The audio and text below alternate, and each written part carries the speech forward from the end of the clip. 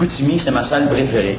Patrick Groux, Robert Charlebois, Jean-Pierre Ferland, plusieurs artistes ont témoigné de leur attachement pour l'Auditorium du Four. On sent que la dernière personne, au fond, est proche de nous autres. Tout cela pour démontrer l'importance de rénover plutôt que de construire une nouvelle salle de concert comme certains le demandent. J'irai pas dire à un médecin quoi faire dans son hôpital, puis il n'y a pas personne qui va venir me dire, comme diffuseur, qu'est-ce que j'ai besoin comme salle de spectacle. L'Auditorium du Four accueille 120 spectacles par année. Seules 2 de ces productions sont de type symphonique. Est-ce que je vais prendre la décision de transformer ou de construire une salle de concert quand c'est à peine 1% ou 2% de ma programmation? Bien, la réponse, c'est non.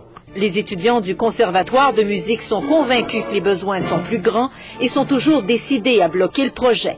On a une grosse équipe derrière nous qui vont pousser pour que les 19, 20 et 21 mai, le registre soit signé pour empêcher le règlement d'emprunt. Parce que la Ville emprunte 3,7 millions pour ses travaux, tandis que Québec verse un peu plus de 4 millions.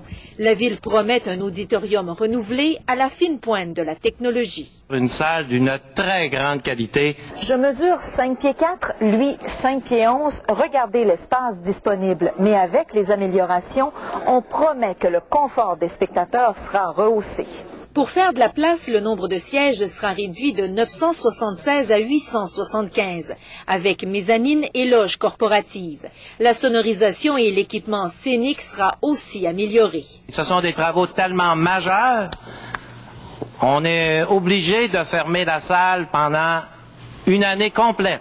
Les travaux commenceront dès la fin mai, après 42 ans et 2,5 millions de spectateurs. L'Auditorium du Four sera rajeuni et climatisé pour produire sur 12 mois au lieu de 8. Sonia Lavoie, TVA, Saguenay.